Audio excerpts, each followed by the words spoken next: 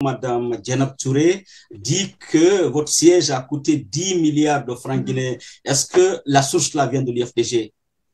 Non, pas du tout. Non, pas du tout.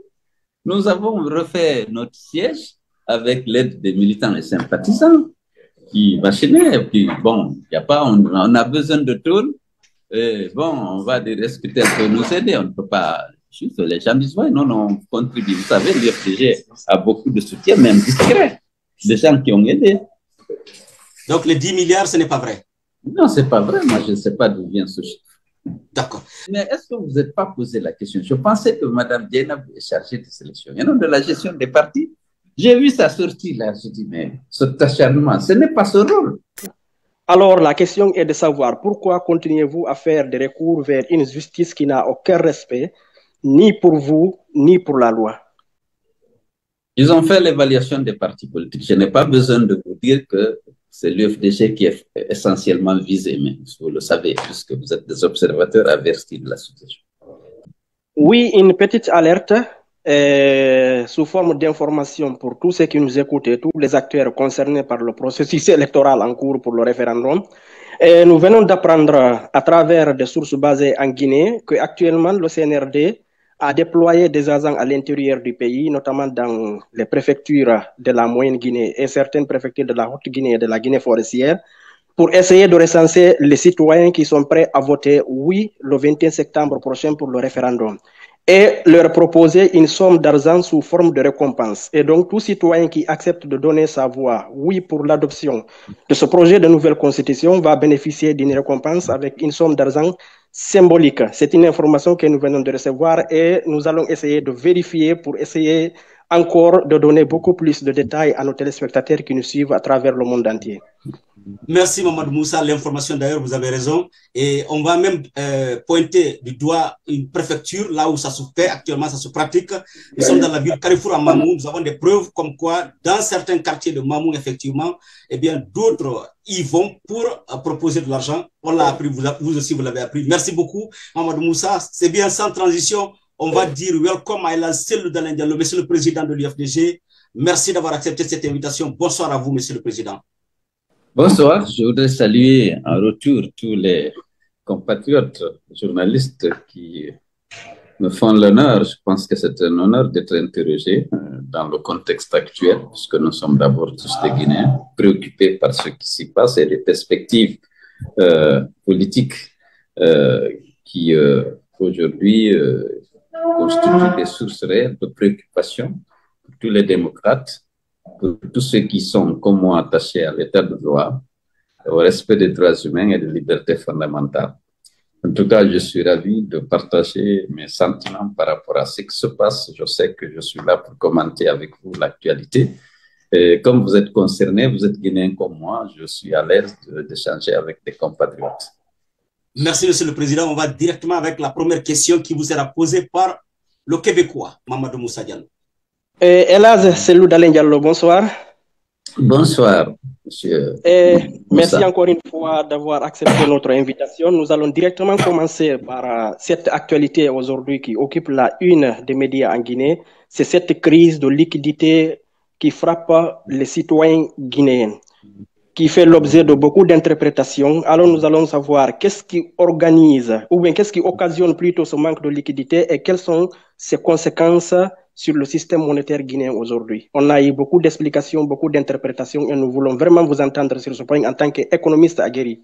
Et surtout, Mamadou Moussa, il faut rappeler que Elhadji Cellou Dalein a fait carrière à la Banque centrale. Il connaît, il sait de quoi il va parler. Oui, j'étais directeur de la comptabilité et du budget, directeur d'échanges et de relations internationales avant d'être directeur général des affaires économiques et monétaires. Bon, il y a eu beaucoup d'explications qui ont été données. Bon, la vraie explication, à mes yeux, est la suivante, compte tenu de mon expérience de la Banque centrale. C'est qu'au début de l'année 2025 en particulier, les retraits d'espèces opérés par le Trésor public, entendez par le Trésor public, l'ensemble des structures de l'État, ont dépassé toutes les prévisions. Je dois rappeler qu'au niveau de la Banque centrale, vous avez, si vous voulez, trois caveaux. Il y a le caveau des non-émis, qui sont des biens neufs. qui arrivent de chez le fabricant et qui sont là et qui ne sont pas encore mis dans la circulation. Vous avez l'encaisse de la Banque centrale. Je rappelle que les banques commerciales ne gardent pas de l'argent au niveau de leur caisse pour des questions de sécurité et d'assurance. Donc, les banques commerciales déposent leur encaisse au niveau de la Banque centrale. Il y a les billets retirés de la circulation en raison de leur vétusté. Ils sont dans un caveau, on constate qu'ils ne sont plus utilisables pour les usagers, on les met là. Mais la pression exercée sur les encaisses de la Banque centrale par l'État, dans le cadre du financement des Mamaya et de la promotion de la candidature de Doumbouya, ont dépassé toutes les prévisions. La Banque centrale a été prise de court. Elle a vidé le caveau de non-nemi parce que les gens aiment les billets neufs. D'abord, ils demandent des billets, mais ils veulent des billets neufs souvent. Et donc, la Banque centrale procède à une émission en prenant dans le caveau des non-émis, en procédant à une émission pour alimenter la caisse des billets en circulation, et après ils sortent les billets. Mais le rythme a été si fort que la Banque centrale a été prise au dépourvu. Parce que ce qu'ils ont sorti au premier semestre 2025, c'est ce qui sortait habituellement en 2 ans. Donc les caisses se sont vidées. Parce que vous savez, l'achat de conscience, le financement des Mamaya, ça se fait par espèce, ce n'est pas par virement ni par chèque. Les gens veulent le cash et ils veulent des biens neufs très souvent. Donc, ils ont vidé les caveaux. Si bien que les banques commerciales, dont les comptes sont créditeurs à la Banque centrale, émettent des chèques, mais ils ne peuvent pas avoir les billets. Et donc, lorsque leurs clients viennent pour retirer aussi de l'argent, ils ne peuvent pas satisfaire leurs clients. Et la confiance entre les entreprises et les ménages, d'une part, et les banques commerciales ont été rompues. Parce que lorsque tu déposes à la banque, tu émets un chèque, tu ne peux pas en avoir parce que la banque a confié ses encaisses à la Banque centrale, mais la Banque centrale ne peut pas honorer le chèque des banques tirés sur la Banque centrale. Finalement, alors, les banques, les ménages et les entreprises ne déposaient plus sur leur compte au niveau des banques commerciales parce qu'ils ne peuvent pas retirer. Alors, je dois dire que, en général, il y a les retraits, il y a les versements au niveau des banques centrales. Maintenant, c'est dans un seul sens parce que la confiance est rompue entre les clients des banques commerciales, je veux dire, et les banques elles-mêmes. Donc, les banques commerciales ne reçoivent plus de dépôts suffisamment et ne peuvent donc plus faire face au retrait de leurs clients. Or, vous savez, même dans les entreprises du secteur formel, les salaires sont payés par biettage, c'est-à-dire en cash. Ce n'est pas toujours par virement. Au niveau, certains cadres peuvent bénéficier de virements, mais la plupart des gens sont payés cash. Donc, les entreprises ont été pénalisées.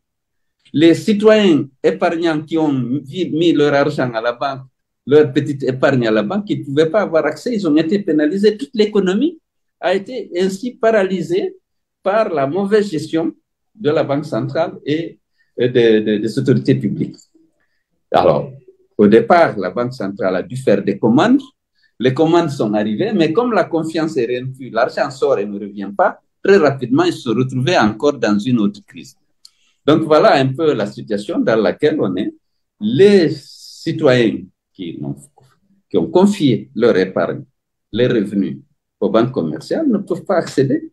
Et parfois, ils peuvent être confrontés à des besoins de liquidité, d'argent, pour des soins de santé, pour faire face à des besoins élémentaires, ils ne peuvent pas accéder.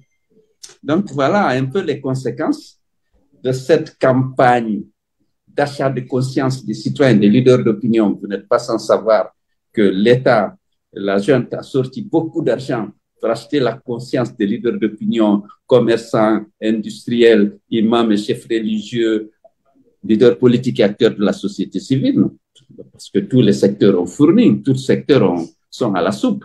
Et donc, ça, c'est des biens neufs et c'est des biens, et c'est du cash, on ne le paye pas par virement, ces opérations de corruption. Donc, voilà un peu l'origine de la crise. C'est le fait que l'État a retiré à un rythme effréné de l'argent des caveaux de la Banque centrale, si bien que celle-ci n'était plus à même de faire face aux demandes de retrait de leurs clients, en l'occurrence les banques commerciales. La Banque centrale a deux clients, c'est le Trésor public et les banques commerciales. Normalement, il y a le personnel, plus les ministres qui ont des comptes, mais fondamentalement, les instituts d'émission ont deux types de clients. Les banques centrales et l'État. Alors, l'État a tout retiré pour faire face à ces dépenses importantes dans le cadre du financement des Mamaya, de l'achat de conscience des leaders d'opinion et pour aussi, sans doute, le détournement des deniers publics. Donc, Monsieur le Président, pour une question de précision, est-ce qu'on ne peut pas mettre en cause ici la compétence ou l'incompétence du gouverneur de la banque? Dans n'importe quel pays, le gouverneur de la Banque centrale aurait été viré.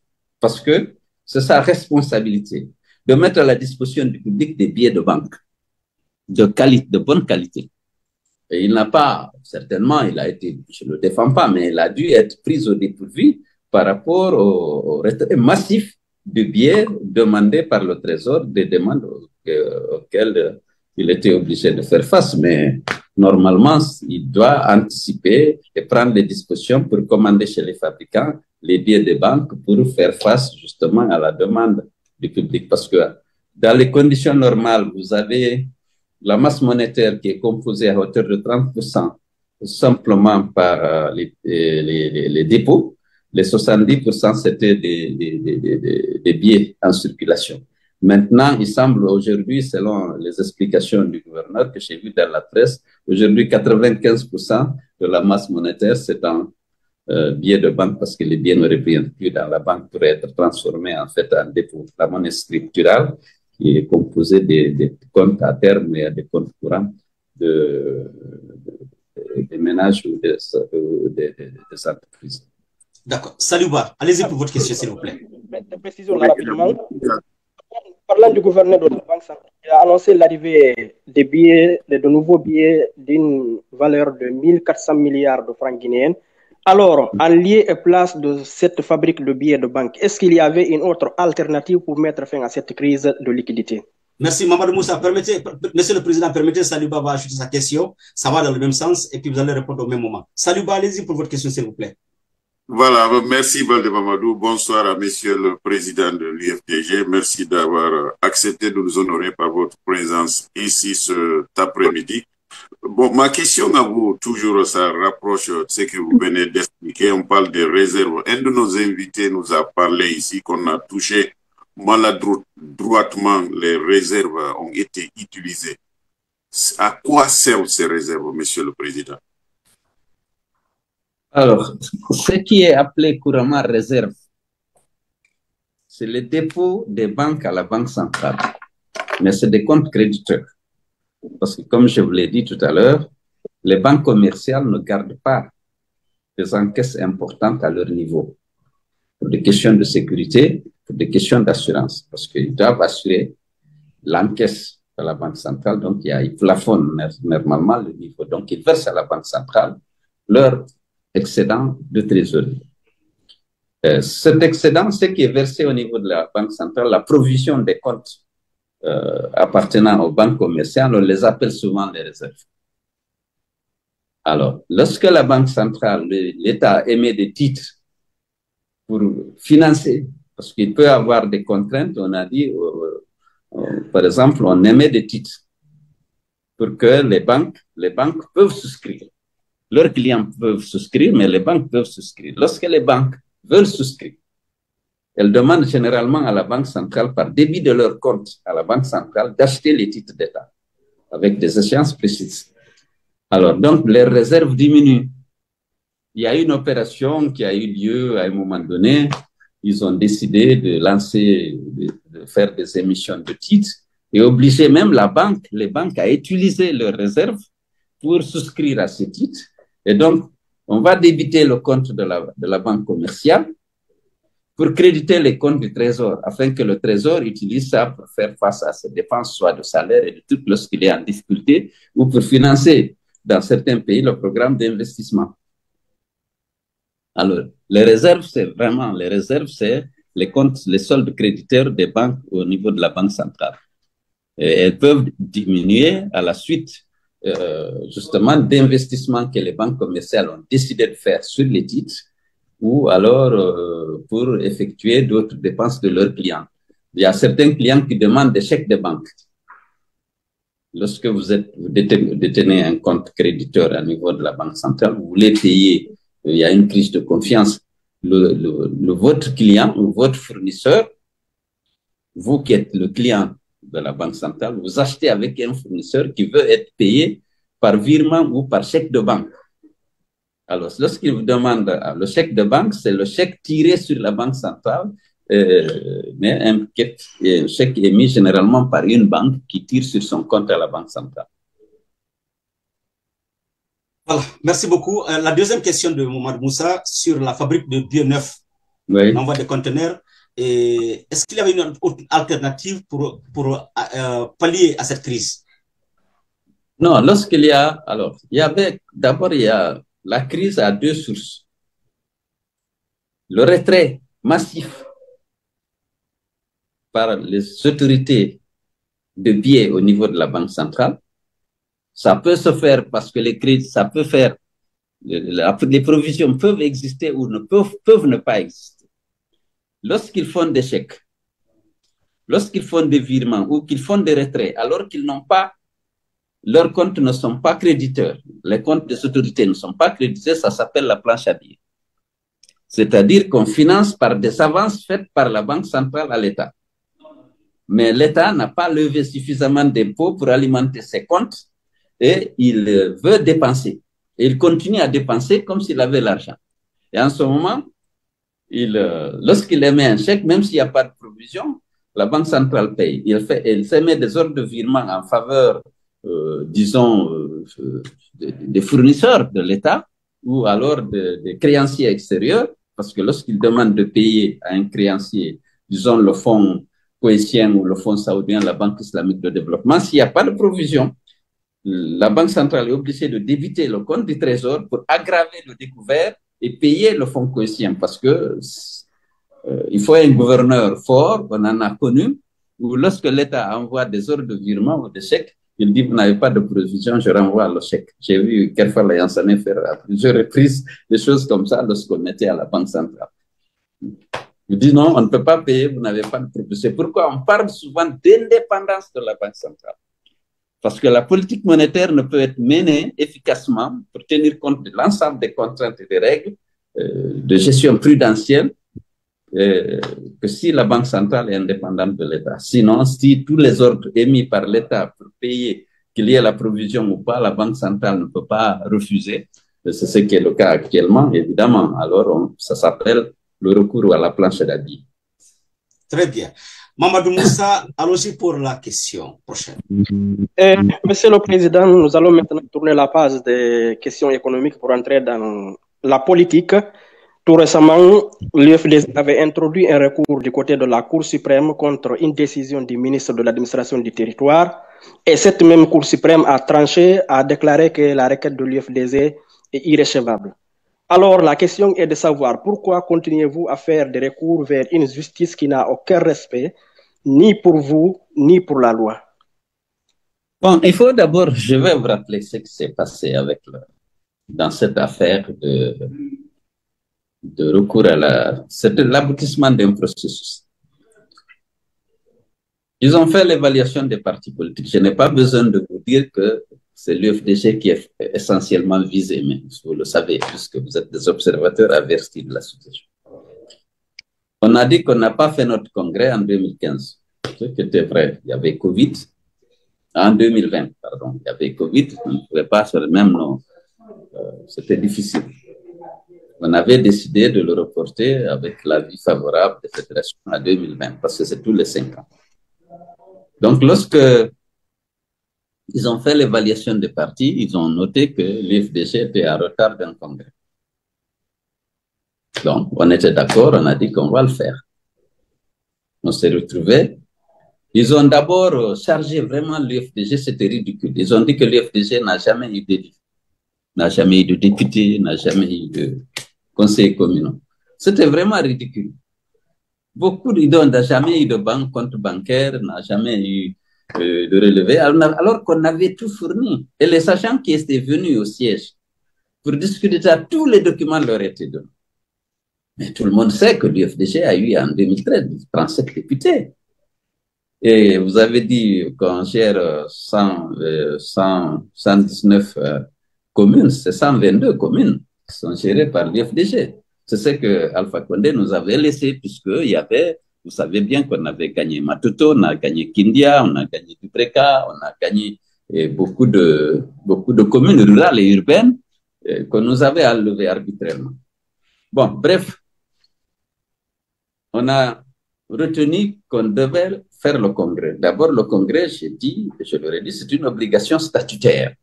Parce qu'à l'époque, comme on avait dit qu'on retire notre confiance au CNRD et qu'on ne le reconnaissait plus, les gens ont dit, non, vous êtes en train d'obéir à un État dont vous ne reconnaissez plus la légalité et la légitimité.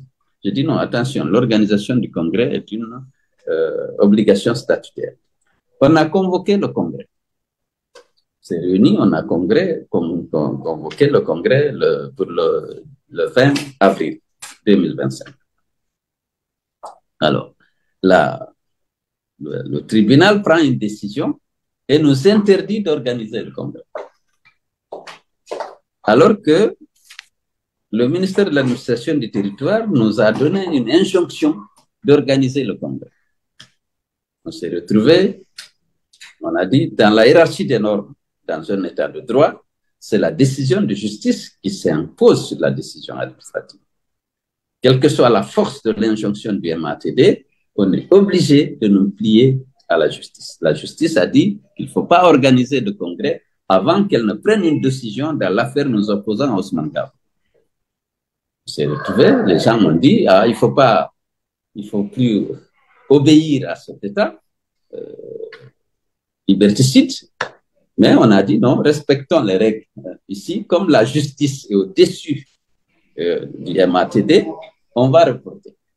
On a fait un communiqué pour dire que l'UFDG, pour ce motif, reporte son congrès jusqu'à ce qu'une décision à 23 soit prise par la justice. Bon, on a considéré comme un acte de faiblesse pour certains. Mais on a obéi à la justice, on a oublié, si vous voulez, l'injonction du ministère de l'administration du territoire. Et le 9 mai, le ministre de la Justice rend sa décision sur l'affaire. Nous, on fait appel de la décision de réintégration de Ousmane Gawal, mais la justice nous dit qu'on peut, dès lors qu'elle a pris cette décision, on peut organiser notre congrès. Quelques jours après, donc, on convoque le congrès pour le 6 juillet, fort de cette décision de justice. Et on est libéré. Donc, on informe nos fédérations. Vous savez, l'UFDG, nous avons environ 120 fédérations, la moitié à l'extérieur, la moitié à l'intérieur. Nous avions déjà renouvelé, bien entendu, dès 2024, l'ensemble des fédérations. Et vous pouvez imaginer, ça nous coûte beaucoup d'argent, parce qu'on fait venir toutes les sections aux frais du parti au niveau des chefs-lieux des préfectures pour procéder à l'élection de la fédération. La fédération, c'est au niveau des préfectures.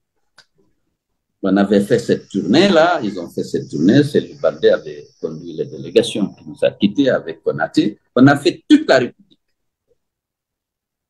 Les fédérations étaient mises en place en 2024, c'était dans la perspective d'organiser le congrès en 2025.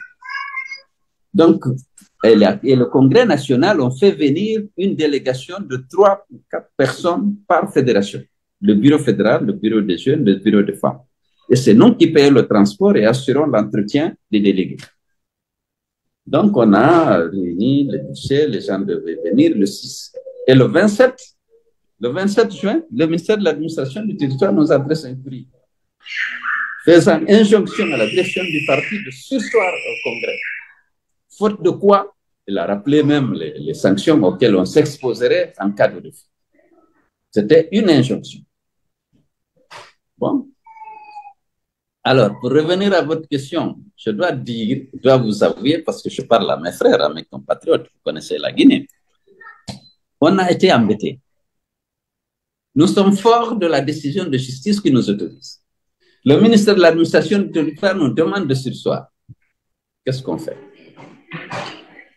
Alors, nous sommes le 27 et le juin, c'est le 6. Il nous reste moins de 10 jours.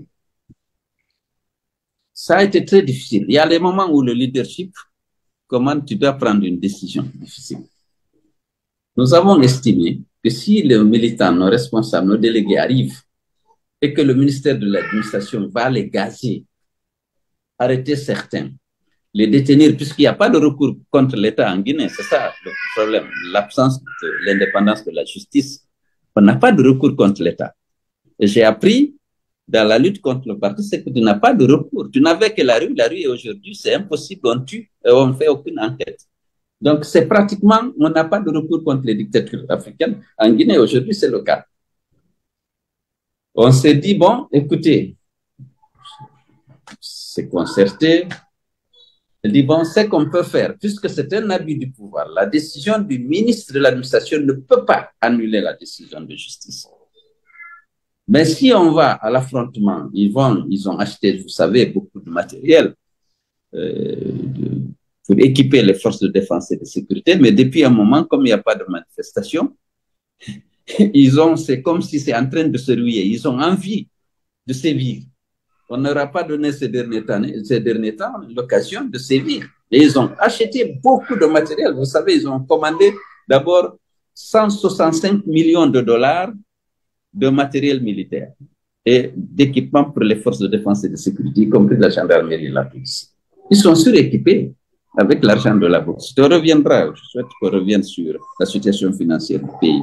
Parce qu'il n'y a pas d'argent, le peuple souffre, mais eux, ils ont beaucoup d'argent. Il y a une prospérité financière grâce à la manne minière. Il est important d'expliquer à vos spectateurs. Bon, donc on est embêté. On dit, les gens disent, c'est lourd, il va se soumettre encore à l'injonction du MAT. Je fais venir les fédérations, ils viennent, on les gaze. Lorsqu'ils rentrent chez eux, ils deviennent des cibles vulnérables de la junte, qui veut déstabiliser les déchets et débaucher tout le monde, d'une part. Et d'autre part, on n'a pas de recours. On peut arrêter les responsables, puisque de toute façon, pour eux, la loi, c'est leur volonté. Donc, on a décidé de saisir la Cour suprême, la chambre administrative de la Cour suprême, pour annuler la suspension de notre congrès, en référé, pour qu'elle le fasse immédiatement et qu'on puisse tenir notre congrès. Et vous savez, les choses de la Guinée, il y a de la transparence parfois. On avait complètement raison. Les gens en privé vous le disent. Mais c'est hier qu'ils ont pris la décision. Donc, on a constaté que ce n'est pas la peine de faire venir les gens à nos frais, nos délégués de l'intérieur, et qu'on n'était pas sûr de pouvoir organiser, on ne pouvait pas organiser la congrès sans la volonté de l'État. Donc, on a reporté à une date, enfin, nous reportons jusqu'à ce que la Cour suprême se prononce. Et la Cour suprême se prononce hier pour nous dire quoi? Que la lettre du ministre de l'Action n'est pas une décision administrative. Or, l'injonction avec les sanctions prévues en cas de refus était dans la lettre.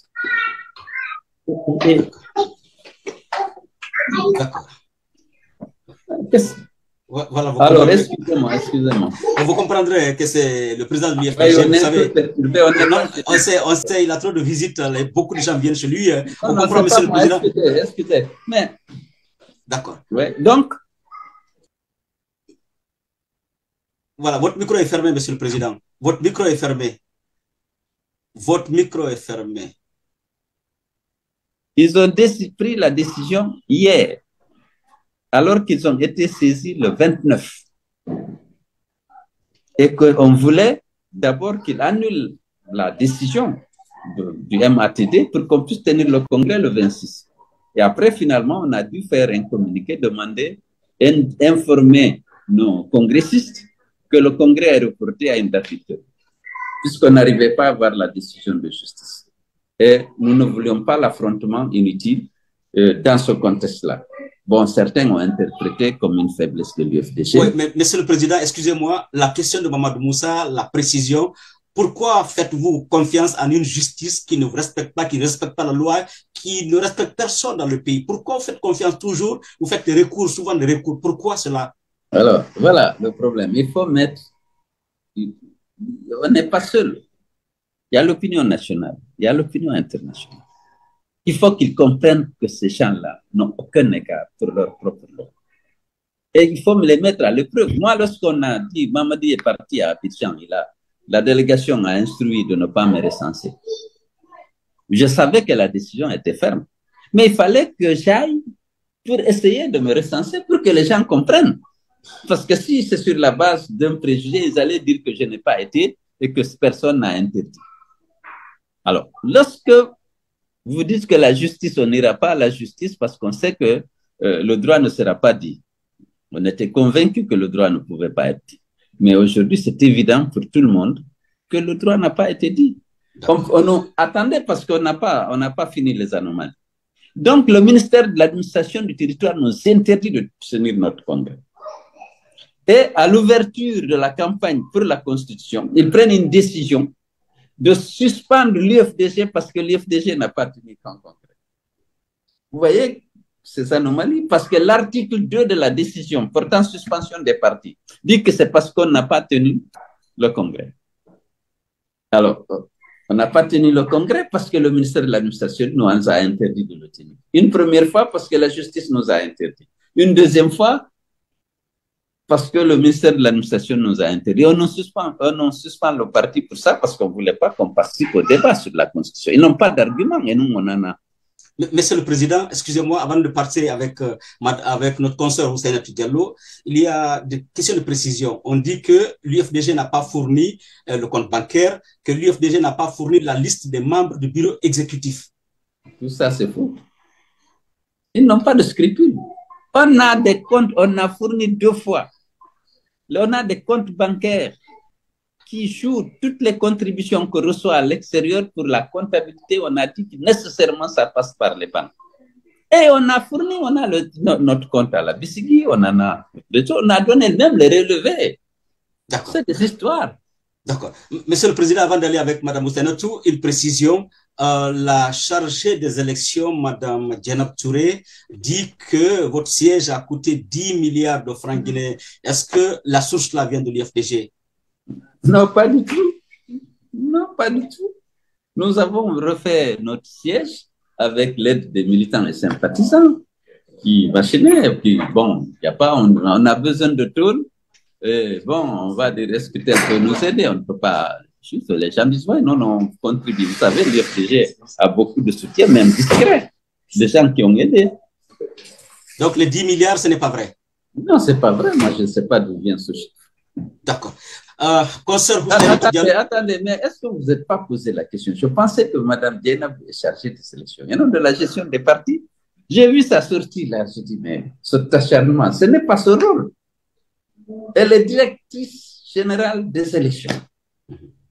Est-ce que c'est elle qui doit s'occuper aussi, assurer la tutelle sur les partis politiques? Non, à ma connaissance. Mais il faut s'acharner sur l'UFDG parce que il fallait trouver des arguments qu'on n'avait pas trouvé par la première lettre qu'ils ont annoncée. C'était le seul reproche, c'est de n'avoir pas organisé le congrès qu'on nous aurait donné 4 mois. Ils savent bien, on a fait convoquer le congrès en avril. Depuis février. Et ils savent bien que c'est la justice qui nous a interdit de le faire. Ils savent bien que lorsque, le 10 mai, la justice a autorisé le congrès, on a reconvoqué le congrès pour le 6. Ils savent bien que c'est le 27 que le ministère de l'administration nous a dit de ne pas tenir notre congrès. Ça nous a causé des préjudices. Parce que les gens, on avait même envoyé le transport chez certaines fédérations de l'intérieur. On a dit non, gardez l'argent. Le congrès est reporté pour ne pas qu'ils viennent sans que le congrès ne puisse être. Ils savent tout ça, mais ils nous suspendent néanmoins alors que c'est eux qui ont empêché. D'accord. Merci, Monsieur le Président. Je rappelle que nous sommes avec le président de l'UFDG, l'ancien Premier ministre, Elhadji Cellou Dalein Diallo.